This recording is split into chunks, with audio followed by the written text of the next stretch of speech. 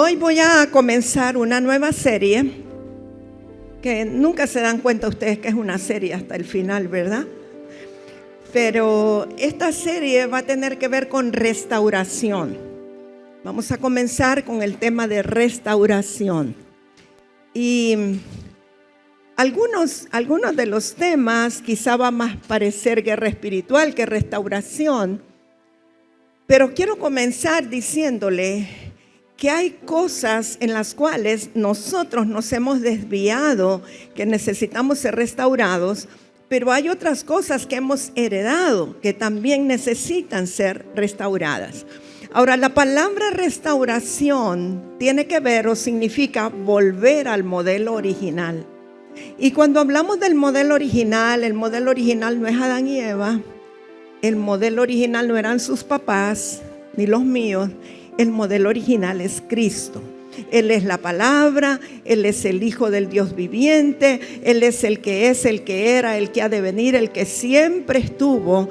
Y Él es la imagen visible del Dios invisible y Él es la perfección de todas las cosas. Entonces, para restaurar todas las cosas necesitamos al Espíritu Santo. Pero también necesitamos entender qué cosas tienen que ser restauradas. Y este día voy a hablarle un poco del espíritu de Babel. Pero voy a comenzar desde el principio, desde Adán. Y ya sabe que Adán con M incluye al varón y a la mujer. Adán y la que luego llamaron Eva, ¿verdad? Y entonces, si me proyectan, por favor, exactamente. De Adán viene Set, de Set vino Enos, así lo estoy haciendo lo más rápido posible. De Enos, Cainán, de Cainán, Mahalaleel, luego viene Yared, de Yared viene Enoc, de Enoc, Matusalén, de Matusalén, Lamec, y de Lamec, Noé. Hago allí un break, un quiebre, porque en Noé se recomienza la historia. Usted sabe que en el tiempo de Noé dicen que estaban casándose y dándose en casamiento.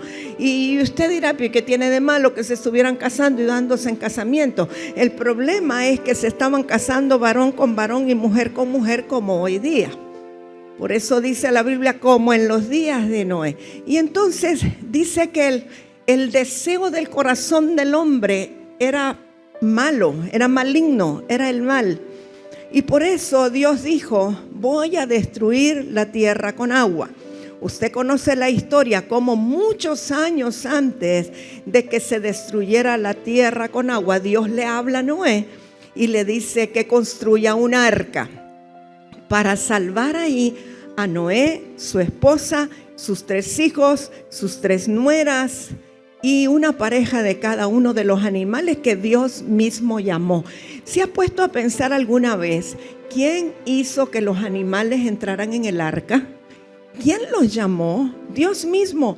No sé si con un silbido, no sé cómo los llamaría, pero los animales vinieron de 2 en 2 y entraron todos en el arca. Y eso era para preservar la vida de Noé y sus descendientes inmediatos, y preservar también a los animales, una pareja por cada clase, por cada tipo, cada género, para que cuando terminara la destrucción y se abriera el arca, entonces se volviera a comenzar la historia. Ahora, esa historia, la idea de recomenzar, era que se comenzara como en el principio. Y de hecho, las mismas palabras que Dios le dio a Adán y Eva son las que le dio a Noé. Y les dijo que fructificaran, que se multiplicaran. Pero esta vez, cuando comienzan con Noé, hay una diferencia. Si usted lee cómo fue en el huerto de Edén, y aquí se basan muchos, ¿verdad? Es que solo comían plantas, porque Dios les dijo que comieran de toda planta o de todo árbol verde que tuviera semilla, que todo eso era para comer, para que se reprodujera. De ahí que muchos justifican el ser vegetarianos o el ser veganos. Pero cuando se reinicia la historia después de Noé, Dios les da permiso de comer animales. O sea que no hay una justificación de que porque en el huerto solo se comía plantas, porque después, ya con Noé, con el reinicio, ya podemos comer carne también. Podemos comer peces, podemos comer todo lo que ahí dice. Bueno, el punto es que cuando salen del arca, ¿verdad? Usted se imagina lo terrible que fue estar ahí adentro del arca. ¿Alguna vez se ha puesto a meditar cómo olía ahí con todos esos animales defecándose adentro y que solo había una ventana y aún los seres humanos no había un servicio sanitario, ¿verdad?, donde hacer las necesidades? Y muchas veces cuando estamos nosotros en la iglesia, en el cuerpo de Cristo, pasamos situaciones difíciles y decimos, ay no, es que aquí quiere ganas y que esta gente... Mire, es mejor estar en el arca que estar afuera en el diluvio. Así es que aguántese la pestilencia dentro del arca porque afuera hay destrucción. Es mejor estar adentro, ¿verdad? El Señor nos preserva. Bueno, pues cuando ya se abre el arca, que llegó a Monte Ararat, ¿verdad? Y ellos, ya sabe que mandaron una palomita, y cuando ya trajo una hojita verde de olivo, significaba que ya estaba creciendo la vegetación. Entonces encallaron allí en Monte Ararat y Noé abre la puerta del arca y entonces salen. Ahora, a partir de ahí, no voy a entrar en el hecho de que maldijo a Canaán porque no podían maldecir a Cam, usted ya sabe esa historia, pero proyécteme por favor lo de la descendencia de Noé. Okay. Espero que usted lo lea hasta ahí. No sé si le estorban los micrófonos ahí o está bien. Bueno, de Noé tenemos 3 descendientes importantes: Sem, Cam y Jafet. Y de Sem y Jafet voy a decir algo, pero no voy a mencionar sus descendientes específicos porque no es mi tema hoy. Pero según la genealogía bíblica, los israelitas descienden directamente de Sem, del hijo de Noé. Por eso es que le llaman los semitas y se le llama antisemitistas a aquellos que son en contra de Israel. Entonces Abraham, el patriarca israelita, es descendiente directo de Sem en la 9ª generación, si no me equivoco. Y esto convierte pues a todos los hebreos en un pueblo semita. Ahora, de la línea de Sem también provienen otros pueblos como asirios, arameos y árabes. Y Jafet, o Jafet, como quiera, él era el padre de Gomer, Magog, Madai, Javán, Tubal, Mesec y Tirás, cuyos descendientes se asentaron en las costas del mar y las zonas europeas. La tradición, particularmente la Edad Media y el Renacimiento, situó la expansión de los descendientes de Gomer, hijo de Jafet, hacia las regiones de Europa, incluyendo la península ibérica, eso es España, Portugal. Entonces, se considera que Jafet pobló las tierras del norte y occidente tras el diluvio. Y esto pues engloba la mayoría de los pueblos europeos modernos. Es decir, los jaféticos son los europeos. Esos descienden de Jafet. Estamos, ¿verdad? Los israelitas, asirios, etcétera, descienden de Sem. Ahora, ¿qué pasa con Cam? Porque ya hablamos de Sem, de Jafet. Mire, Cam, si usted lo ve allí, tuvo a Cus, Misraim, Fut y Canaán. Canaán, los cananeos o cananitas, ¿verdad? Y Cus, usted se acuerda que Dios le dijo a Moisés que no se fuera a casar con una mujer cusita, bueno, descendiente de Cus. Y vemos que de Misraim descienden los filisteos, pero de Cus, que es lo que nos interesa este día, desciende Seba, Javila, Nimrod, Sabteca, Raama. Pero de todos ellos vamos a ver lo que dice acerca de Nimrod. Nimrod comienza su reino en Babel, pero vamos a ver Génesis capítulo 10, verso 8. Dice, y Cus engendró a Nimrod, quien llegó a ser el primer poderoso en la tierra. Este fue vigoroso cazador delante de Jehová, Por lo cual se dice, así como Nimrod, vigoroso cazador delante de Jehová. Y fue el comienzo de su reino Babel, Erec, Accad y Calne en la tierra de Sinar. Hay quienes dicen que algunos de los manuscritos más antiguos dice que Nimrod levantó su puño en frente de Jehová o delante o en contra de Jehová. Es decir, que Nimrod, aunque tenía tremendas características como cazador, como vigoroso, como fuerte, como valiente, no necesariamente conocía a Jehová ni honraba a Jehová, sino que allí en la llanura del Sinar ellos adoraban el sol, la luna, las estrellas, etcétera. Ahora, sigamos en Génesis 11, verso 3 al 5. Fíjese que Nimrod es el que comienza el imperio de Babel. Ahora, Génesis 11, 3 al 5 dice, y se dijeron unos a otros. Esto es cuando están ya construyendo la Torre de Babel. Yo creo que todos hemos escuchado de la Torre de Babel, ¿verdad? Y dice, y se dijeron unos a otros, vamos, hagamos ladrillo y cozámoslo con fuego. Y les sirvió el ladrillo en lugar de piedra y el asfalto en lugar de mezcla. Paro ahí un momentito. Si usted observa ese verso 3, ahí hay algo que llamaríamos sustitución.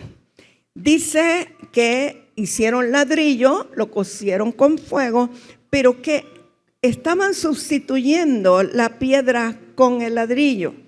Y luego no usaron mezcla, sino que lo sustituyeron por asfalto.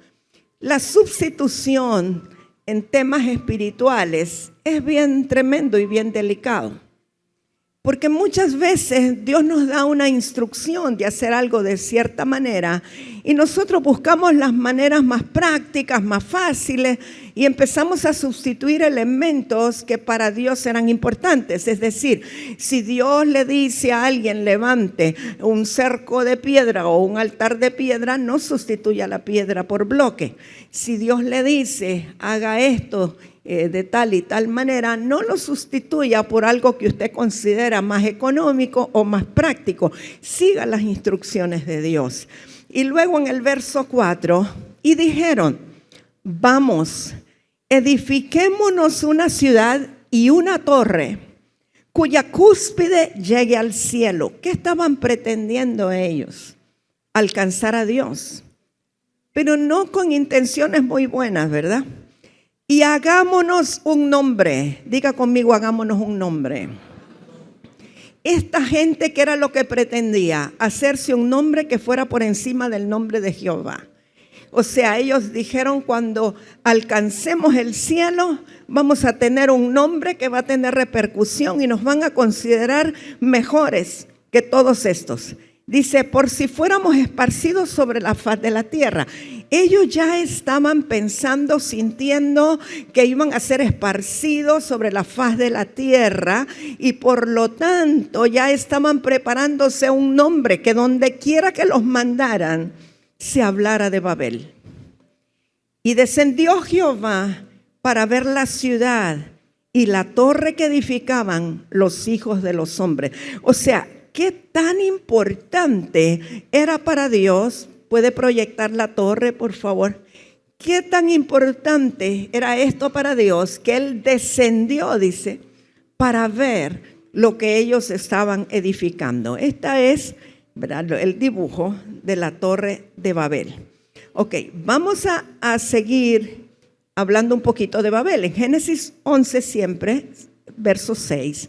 Y dijo Jehová, he aquí el pueblo es uno, y todos estos tienen un solo lenguaje. Fíjese, estaban unificados, tenían un solo propósito, hablaban un solo idioma, y han comenzado la obra, y nada les hará desistir ahora de lo que han pensado hacer. O sea, estaban determinados en lo que iban a hacer, y Dios lo sabía. Verso 7, ahora pues, descendamos y confundamos ahí su lengua, para que ninguno entienda el habla de su compañero. Ese verso es sumamente importante. Cuando hablamos cada uno un idioma diferente y no nos entendemos los unos a los otros, es imposible seguir adelante con un propósito porque no se entiende, ¿verdad? Póngase a pensar que están construyendo la torre y entonces uno de ellos le dice al otro, pásame este ladrillo, pero no le entienden. Y entonces le dice, what are you saying? I don't understand.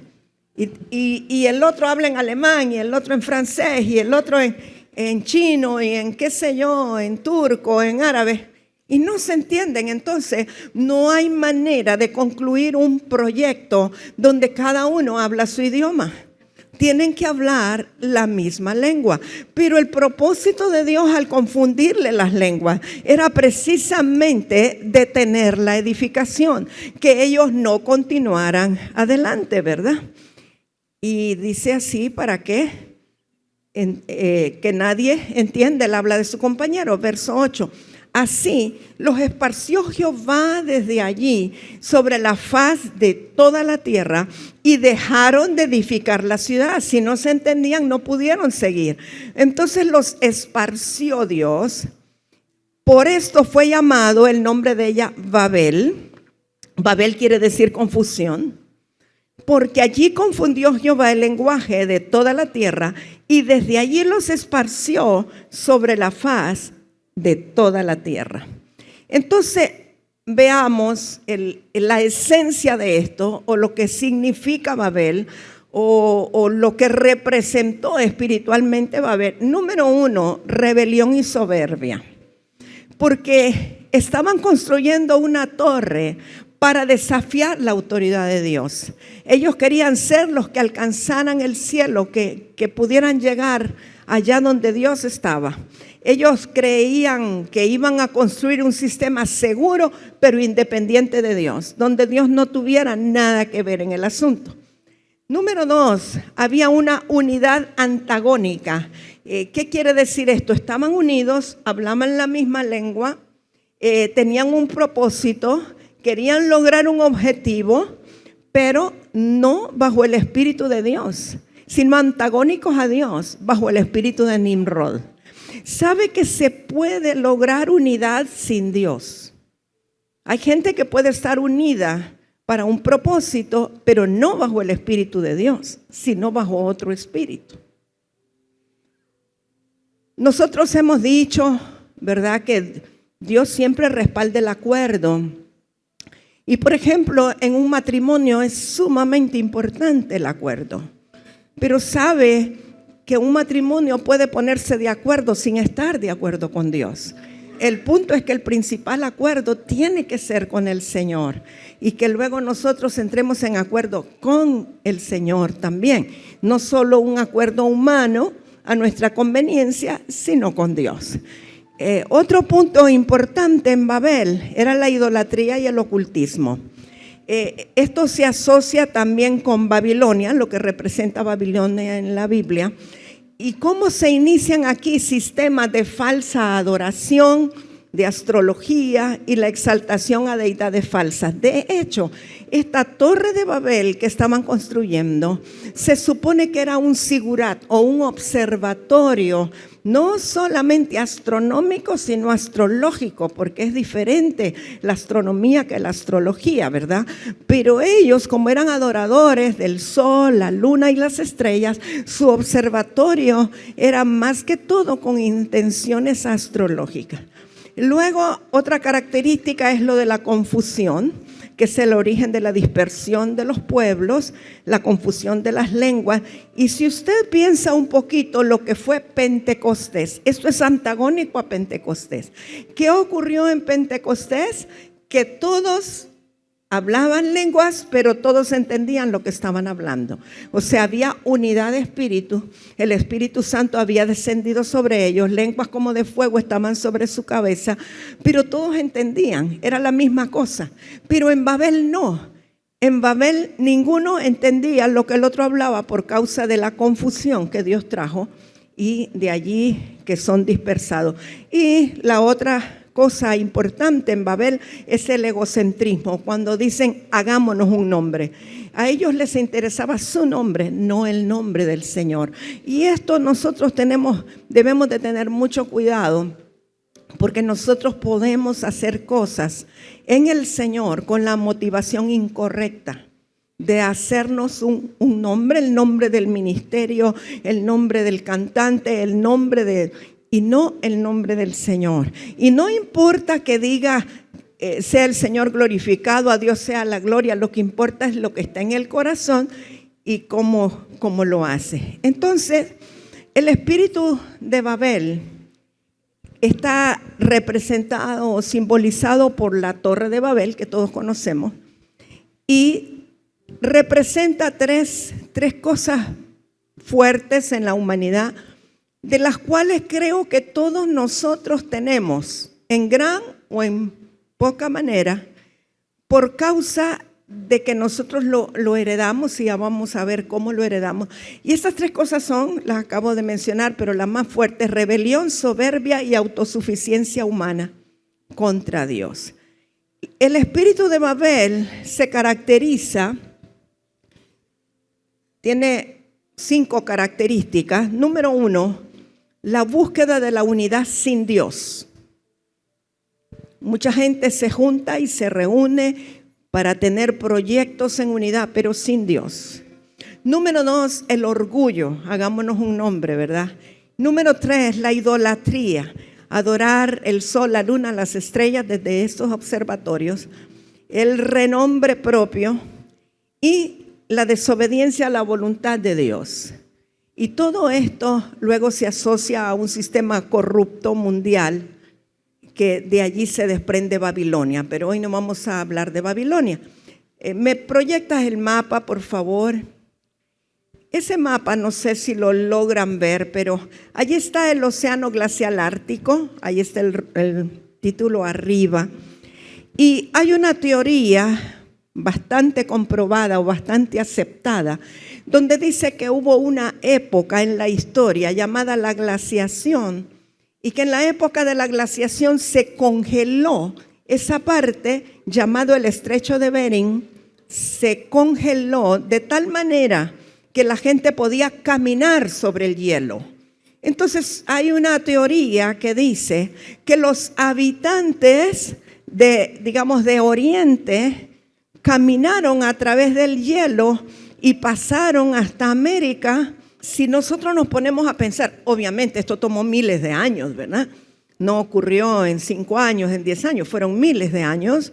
Pero si los habitantes de Oriente, incluyendo a los de Babel que fueron dispersados por toda la tierra, y pudieron caminar a través del estrecho de Bering y llegar a toda América, hasta Cabo de Hornos en Chile, eso significa que en nuestro territorio nosotros recibimos el espíritu de Babel a través de toda esa dispersión. ¿Está conmigo? Algunos sí, otros no. Yo no sé de dónde vinieron los otros, pero los que nacimos en este territorio, se supone que tuvimos esa influencia. Ahora bien, quiero entonces mencionar un poco sobre la civilización maya. Y no se vaya a sentir ofendido, yo sé que muchos hondureños se sienten muy orgullosos de las ruinas de Copán. Yo les voy a hablar de la civilización maya del punto de vista espiritual. Se cree, y casi comprobado, que la civilización maya proviene de Babel, que los mayas son descendientes de Nimrod, que vinieron de esa manera, como les dije, caminaron a través del estrecho de Bering durante la glaciación, que se establecieron en Petén, Guatemala, eso fue 2000 años antes de Cristo, y que luego de Petén pasaron a Copán, Honduras. Ahora, las pirámides mayas, si usted las observa, no le voy a mostrar algunas hoy porque estoy centrada en el espíritu de Babel, pero las pirámides mayas todas son observatorios muy similares a los zigurats de Ur o a los zigurats o a la Torre de Babel. Y la escritura, inclusive la escritura cuneiforme que tienen o que tuvieron los mayas, es muy similar a la de los babilonios. Y las personas de ambas civilizaciones, tanto los babilonios o los de Babel como los mayas, se parecían muchísimo en su estatura, en la forma de sus hombros y en la forma de sus ojos. Vamos a proyectar, esto es un sigurat, y si usted ve allí arriba tiene unas puertas, unas ventanitas, ahí está el observatorio, pero esto es muy similar a los templos que nosotros tenemos o que vemos en Copán. O sea que era la misma intención, la misma idea, lo hacían con la misma razón de ser. Y estas escalinatas y aún estas rampas tienen una razón de ser también, pero eso lo vamos a ver después. Ahora bien, en la civilización maya, interesantemente hay unos jeroglíficos, y yo los he visto, que se encuentran en las ruinas de Copán, que muestran el diluvio, muestran el arca, muestran lo que pasó en el diluvio. Si acaso ellos no hubieran venido de Babel, ¿cómo se dieron cuenta que ocurrió el diluvio? No leían la Biblia. De alguna manera lo supieron, pero está allí en jeroglíficos. Bueno, Pastor Remo debe saber porque él ayudó a restaurar, ¿verdad?, esa herencia. Y en algunos tallados que hay también en Copán, aparece la estrella de 6 picos, la que ustedes conocen como estrella de David, que de David no tiene nada. ¿Cuántos aquí tienen una estrella de David colgada en su cuello o en una pulsera o la tienen por ahí guardada? Les da pena, pero yo las he visto. Se las he visto colgando. Esa estrella no tiene ninguna relación con David el profeta, el rey. No tiene ninguna relación. Eso fue posterior. Después vamos a estudiar el origen, pero más tiene que ver con la suástica y con otras cosas. Entonces, esa estrella aparece tallada en algunos de los templos o de las estelas mayas de Copán. Ahora, esta civilización maya termina con la conquista española. Estamos hablando del siglo XVI más o menos. Ahora, termina en sí la civilización, pero quedaron las edificaciones, quedaron las estructuras, pero sobre todo quedó la cosmovisión y los cultos idolátricos y algo que también se transmitió de generación en generación. Ahora, le quiero mencionar la cosmovisión maya, cuáles son las características que tuvo. No sé si lo puse, sí, ahí está. Ok. Número 1, ellos tienen una cultura de la muerte. No todas las religiones tienen culturas de la muerte, pero ellos tenían una cultura de la muerte. Las pirámides, que son observatorios astrológicos, como le dije, ellos tenían dentro de sus rituales un sacerdote o un chamán que realmente es un medium espiritista, que baja al inframundo y que luego viene con supuestas revelaciones, etcétera, ¿verdad? Entre la cosmovisión maya se reconoce que hay sacrificios y derramamiento de sangre. Hay adoración en los lugares altos y este es un principio de Babel. El espíritu de Babel se caracteriza por promover la adoración en los lugares altos. Pero también hay un sincretismo religioso, que ya vamos a ver qué es un sincretismo. Está el panteón de los dioses, que todavía existe. Y un punto importante, en la cosmovisión maya está la adoración a la serpiente y a las aves. Veamos lo que dice Romanos 1:23, creo que lo tenemos por acá. Ok. Romanos 1:23 dice: y cambiaron la gloria del Dios incorruptible en semejanza de imagen de hombre corruptible, de aves, de cuadrúpedos y de reptiles. Si usted desmenuza este verso bíblico, cuando habla del Dios incorruptible es espíritu, el Dios que conocemos, el Dios que es espíritu, su Dios y el mío, Jehová de los ejércitos. Pero dice que lo cambió en semejanza de imagen de hombre corruptible. El hombre corruptible vino a ser Quetzalcóatl. en la civilización maya, ellos han adorado a Quetzalcóatl. Y Quetzalcóatl era un hombre que aparecía y desaparecía y reaparecía del río, y aparentemente era rubio, y lo adoraban y creían que era un dios. Pero luego este Quetzalcóatl se convertía en un quetzal, desaparecía, después se convertía en un jaguar, desaparecía y luego reaparecía como una serpiente. Cuando usted va, por ejemplo, a la Ciudad de México, va a encontrar cantidad de edificios y de monumentos a Quetzalcóatl o a Kukulcán, y sobre todo en Mérida, Yucatán. Y no falta la serpiente, porque es la serpiente emplumada. ¿Por qué emplumada? Por las plumas de Quetzal, ¿verdad? Entonces, si aquí nos está hablando que cambiaron la adoración a Dios, que es espíritu, por adoración a hombre corruptible, que ese es Quetzalcóatl, o aves, que es el quetzal, o a jaguar, que es el cuadrúpedo, o serpiente, que es el reptil. Y esto es Kukulcán o Quetzalcóatl. En maya es Kukulcán. Quetzalcóatl, que quiere decir nido de la serpiente. Entonces, ¿cuáles son las consecuencias de esto? Veamos lo que dice. No voy a leerle todo de Romanos 1, 24 al 32, sino que solo le voy a decir las consecuencias. Número 1, porque hicieron esto, Dios los entregó a inmundicia. Número 2, Dios los entregó a pasiones vergonzosas. Número 3, Dios los entregó a una mente reprobada. Número 4, quedaron atestados de toda injusticia. Ahora, estas son las consecuencias del pecado idolátrico, de haber dejado a Dios y adorar a otros dioses.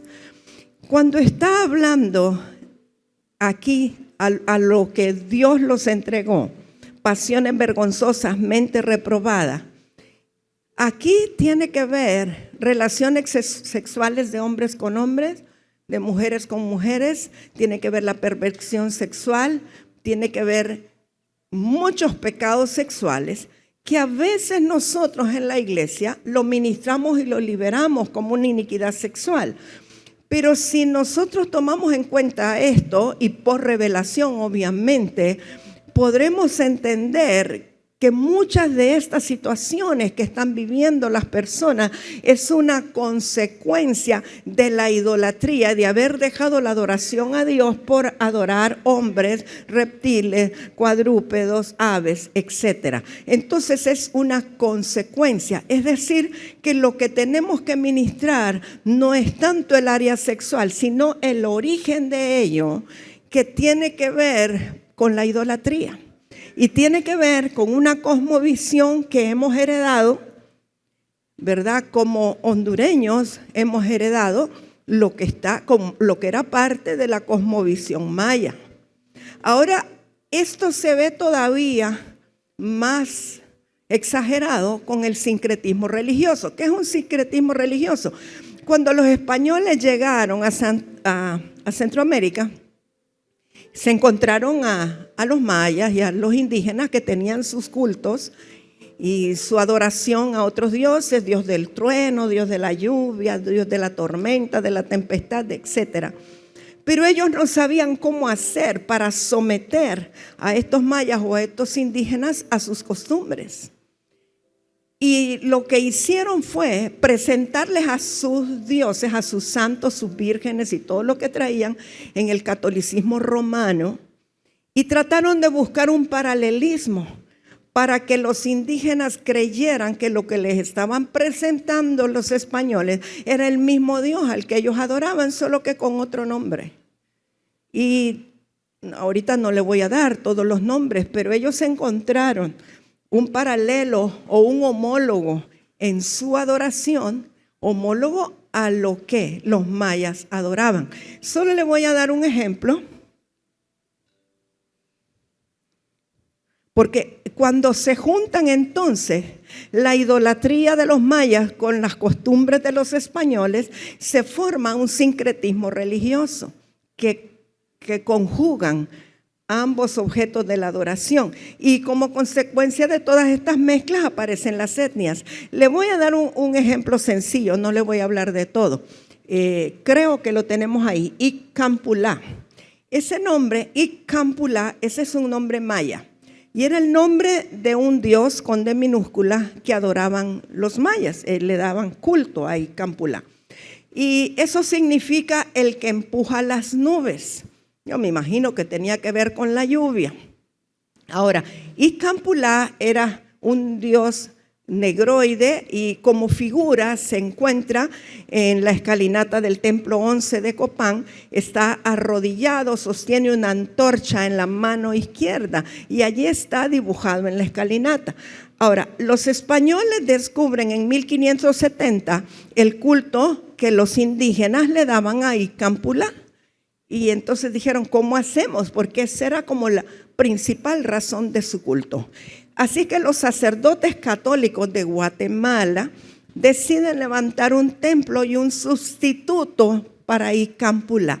¿Y cuál cree usted que es el sustituto? A ver, Esquipulas. Ahí está. Esquipulas, que tiene el Cristo negro. Entonces el Cristo negro de Esquipulas realmente es el dios Iccampulá que adoraban los mayas. Se arma el sincretismo y empieza toda la gente a ir a través de Copán hasta Esquipulas a adorar al Cristo negro. Pero eso no es todo. Ahora en Choluteca hay un templo del Cristo negro para que no vayan a dejar las divisas en Guatemala. Entonces que dejen toda la inmundicia en Choluteca, imagina. Y aquí cerca, yendo para Santa Rita, hay otro templo de Esquipulas. Y todo eso proviene de un sincretismo. Entonces, mis amados, nosotros nos asustamos de esto. Esto no es nada. Sería meses, yo creo, de enseñanzas de esto, pero estamos hablando de la restauración de todas las cosas. Y estamos hablando que de alguna manera nosotros hemos heredado esto. Y de alguna manera los rasgos o características del espíritu de Babel están en nosotros, dentro de nosotros. Y creo que tenemos que sacarlo de nosotros. Y esa es mi intención principal esta mañana. Que nosotros podamos hacer una reflexión, un estudio introspectivo. ¿Cómo estoy en relación a la soberbia y a la rebelión? Y soberbia y rebelión no solamente se manifiesta cuando hay una manifestación en las calles y quema de llantas, ¿verdad? Rebelión puede ser que le chupó los dientes a su jefe o a su papá cuando le dio una instrucción. Rebelión puede ser que usted dijo, sí, lo voy a hacer y nunca lo hizo. O tardó 3 días en hacerlo. O sea, examinémonos nosotros. Todas son características del hombre caído, obviamente. Pero queremos la restauración y queremos llegar a la medida del hombre perfecto. Queremos llegar al que es el modelo original, que es el Señor Jesucristo. Soberbia, altivez interior. La soberbia puede ser algo bien sutil. Que si usted es un predicador y está predicando a alguien, usted en el interior diga, hubiera hecho de tal manera, yo lo hubiera hecho mejor. O sea, lo piensa aunque no lo diga. Y eso puede ser soberbia, el sentirme superior a otros. La unidad antagónica, el unirme con otros, pero no bajo el Espíritu de Dios, sino que tal vez con ideas humanas de alcanzar proyectos humanos. La idolatría y el ocultismo. Yo sé que ninguno de ustedes tiene un altar en su casa, ¿verdad? Espero que no. Espero que no. Pero sabe que muchas veces, y yo lo he encontrado en cristianos, tienen la fotografía del ser querido que murió y le ponen flores todos los días, se las cambian y hasta le encienden velas. Eso es idolatría. Y tiene que ver con ocultismo. Gente que no se quiere desprender de la ropa del ser querido que ya falleció porque representa mucho para él o para ella y se apegan a ello. Esto atrae cosas de ocultismo.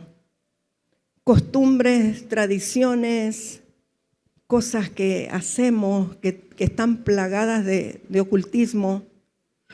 ¿Cuántos de ustedes tal vez todavía recuerdan algunas cosas. ¿Le dijeron o le enseñaron a usted o cuando niño que si le picaba la mano izquierda era que le iba a entrar dinero? Y que si le picaba la derecha es que le iba a salir dinero. Ah, ¿verdad que sí? Ok. Eso tiene que ver con ocultismo. Sí. Y que si se cayó un tenedor, estaba comiendo y se cayó un tenedor, va a tener una visita. Todo eso tiene que ver con ocultismo. Que no pasa. ¿Quiénes de ustedes no pasan por debajo de una escalera por temor a que algo malo pase?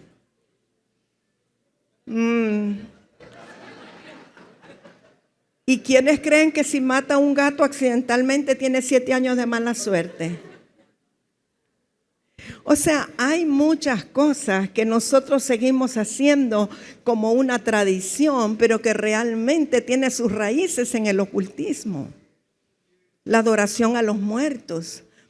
Yo no sé usted, pero yo crecí en un hogar donde el 2 de noviembre, bueno, desde antes, desde el último de octubre, se estaban comprando cipreses y flores y se hacían coronas. Yo me hice experta en hacer coronas. Ahí eran coronas tras coronas tras coronas. Olía corona todo eso. Porque el 2 de noviembre había que ir a coronar a todos los muertos de la familia. Y se convierte en una tradición ocultista. Y yo creo que muchos aquí todavía lo hacen. No, yo sé, quien hizo así no, pero hay muchos que sí lo hacen. Y tal vez lo hacemos porque creemos que estamos honrando a los antepasados. Lo podemos hacer ignorantemente creyendo que está bien. Pero hoy yo estoy hablando de la restauración para limpiarnos de cosas que pueden estar perturbando o impidiendo que veamos la gloria de Dios o que tengamos la expansión correcta que Dios quiere que tengamos. Y el anhelo de nuestro corazón es limpiarnos, ser limpiados, ¿verdad? La confusión. Fíjese que algo que yo he aprendido en el caminar en el Señor, que cuando hay personas que se les confunde la escritura, no lo pueden entender, no la pueden comprender, sino que se confunde todo y no entienden lo que se quiere decir. Casi siempre esa persona proviene de ocultismo. Esa persona ha tenido una influencia de sus padres en cuanto a ocultismo, masonería, rosacrucismo, cualquiera de esas líneas. Y cuando se le ministra liberación y renuncian a ello, después pueden entender la Biblia. Hay gente que puede pasar años en la iglesia y leyendo la Biblia, pero dicen es que yo no entiendo nada, porque se confunde todo.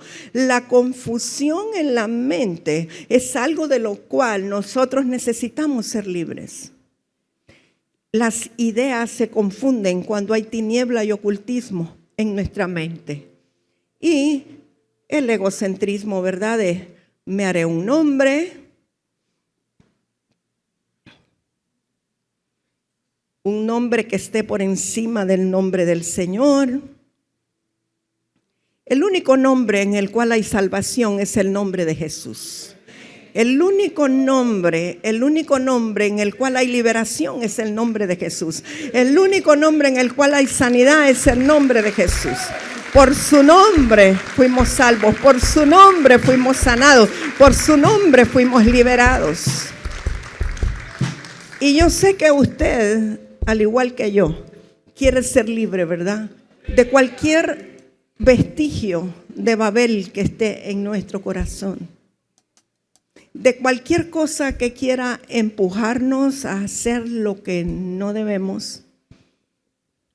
Así que vamos a orar, pero quiero pedirle a los chicos de la alabanza que suban, por favor. Vamos a orar, mis amados. Mire, esto es una oración muy personal. Esto yo no le voy a hacer un llamado a usted.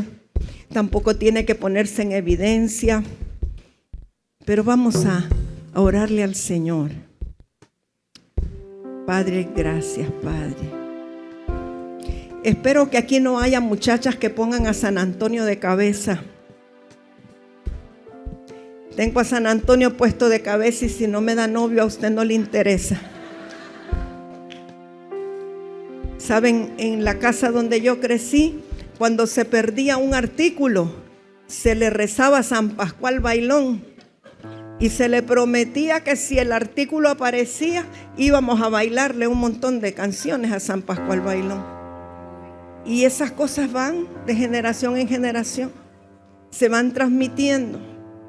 Así es que si usted se acuerda en esta hora de tradiciones que están en usted, de cosas que usted hace, ¿verdad? Que tienen que ver, están ligadas con ocultismo, están ligadas con Babel.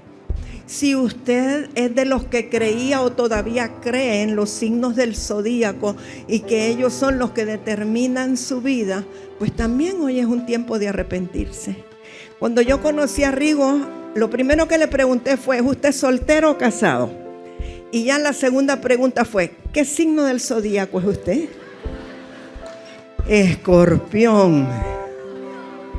Y me fui a ver si Escorpión y Libra conjugaban o no, o íbamos a sacar chispas. Y usted se ríe, pero hay quienes todos los días ven qué es lo que dice el horóscopo para su día.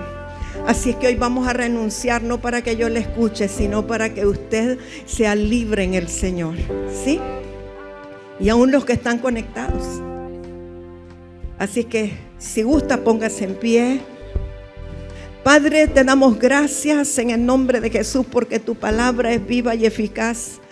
Te damos gracias, Espíritu Santo, porque tú revelas la verdad a nuestras vidas, a nuestras mentes, a nuestros corazones. Te damos gracias porque tu deseo es que seamos libres, que seamos liberados.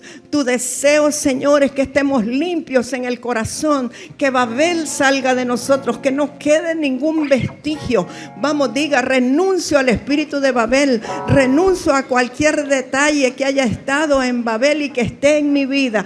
Renuncio, no quiero confusión. Vamos, ponga la mano en su mente y renuncia a la confusión. Echo fuera toda confusión y declaro que ahora los pensamientos se alinean a la verdad de Cristo. Los pensamientos se alinean al Espíritu Santo de Dios. Tengo la mente de Cristo. Renuncio a la confusión. Renuncio a la soberbia. Renuncio a la altivez. Renuncio en el nombre poderoso de Jesús a todo egocentrismo. Renuncio. Abrazo tu nombre, Jesús, abrazo tu nombre. Tu nombre es sobre todo nombre. Amo tu nombre.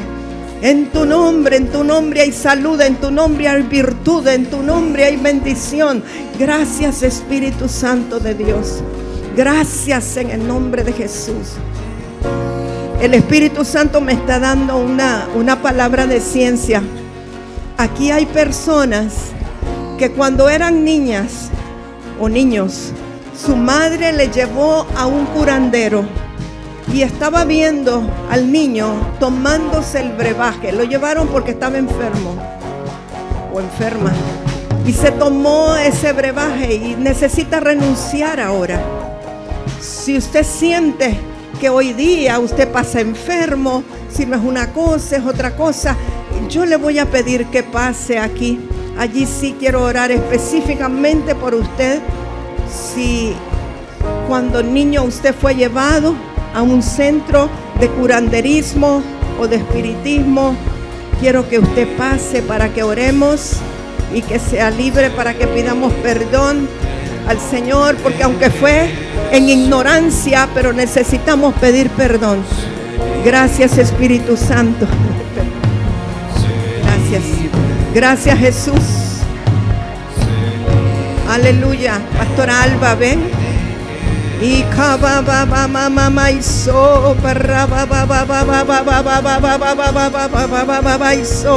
y maramamamama. Y va barra ba ba ba ba ba ba ba ba ba ba ba ba ba ba ba ba ba ba ba. Oh re be be be be be be be be be be be be be be be be be so Ramaisuki.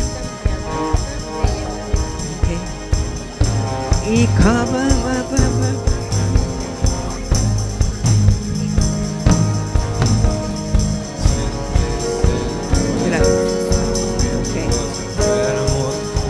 Vamos a renunciar, vamos a pedir perdón, porque aunque haya sido involuntariamente, Pidamos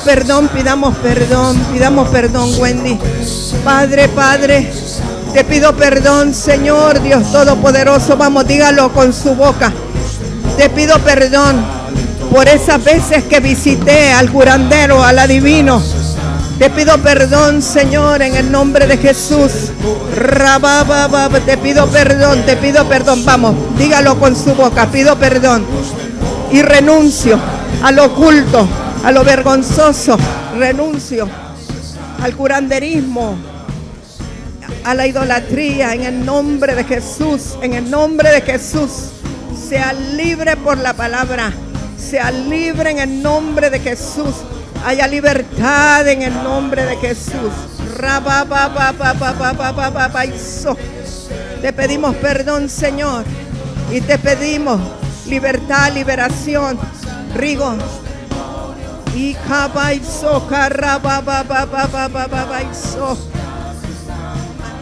en el nombre de Jesús. Ahora soy libre. Renuncio al ocultismo, al curanderismo, en el nombre de Jesús, y recibo la salud divina. Vamos, renuncia a toda enfermedad en el nombre de Jesús.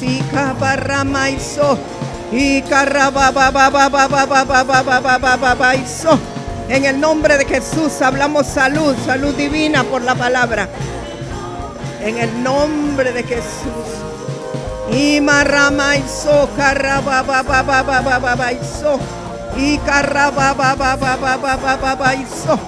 En el nombre poderoso de Jesús, quebrantamos ahora toda influencia del oculto en su vida por la palabra. Declaramos ahora que todo del oculto se quiebra. Ahora eres libre por el poder de la sangre del Cordero. La sangre de Cristo te limpia. Y pida perdón si usted llevó a sus hijas. Pida perdón al Señor por ello. En el nombre de Jesús corto toda cadena de enfermedad, toda maldición de enfermedad que esté ligado ahora con el ocultismo. Lo quiebro por la palabra y declaro salud divina en el nombre poderoso de Jesús. En el nombre de Jesús. En el nombre poderoso de Jesús. Y rama y soca, Eres libre por la palabra. Pide perdón a Dios. Eres libre en el nombre de Jesús. Eres libre en el nombre de Jesús. Por la palabra, en el nombre poderoso de Jesús. La sangre de Cristo tiene poder. Hay poder en la sangre de Jesús. Hay poder en la sangre de Cristo. Hay poder en la sangre de Cristo. Hay poder en la sangre de Jesús. Declaramos tiempo nuevo. Declaramos una nueva temporada, un tiempo de limpieza, de bendición, de liberación, de libertad. En el nombre poderoso de Jesús. Y tráeme la botellita con agua. En el nombre de Jesús. En el nombre de Jesús, vengo declarando la limpieza en tu vida, la limpieza en todo tu ser, de la cabeza a los pies. Eres limpia por la palabra de Cristo te limpia. Ahora, en el nombre poderoso de Jesús. Vamos, levante sus manos, declare que es libre, declare con la alabanza. Eres libre en el nombre de Jesús. En el nombre